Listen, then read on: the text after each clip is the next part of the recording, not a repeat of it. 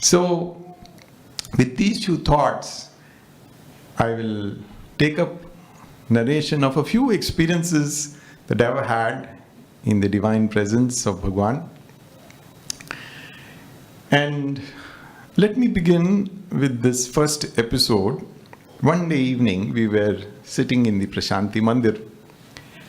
I was, I think, a final year undergraduate student at that time, and Swami finished the interviews with the devotees, and he walked close to where the students were seated. So there was this high school kid who was there, and Swami picked him up and he asked him, "How old are you?" And when Swami asked him that question, I quickly calculated for myself, if this question were asked to me, what would have been my answer? And I quickly calculated and I thought, today I am 20 years old. The moment this thought occurred to me, Swami's face, just grew big. His eyes were beaming and he's expressing surprise, and he's talking to that school kid. He said, 20 years? And I was surprised. What is this? That fellow cannot be 20 years. He's a school kid.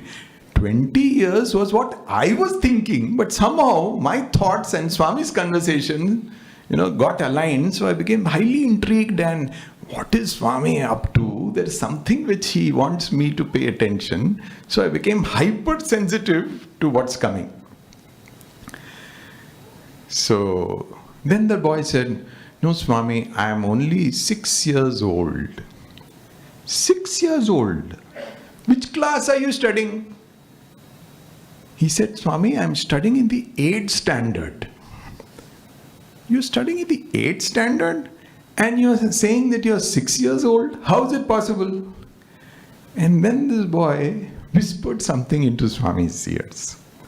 And when Swami heard this answer, oh, what a smile on his face.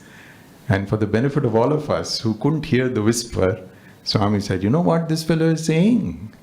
He says that it was 6 years old, 6 years ago, he came and joined Swami's school. That is why he is only 6 years old today." What a revelation it was.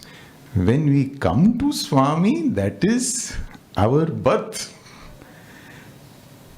The Shastras say, when a man is born, he is born an animal. It is only when he is initiated into the spiritual life, he becomes a Dvija, he becomes a twice born.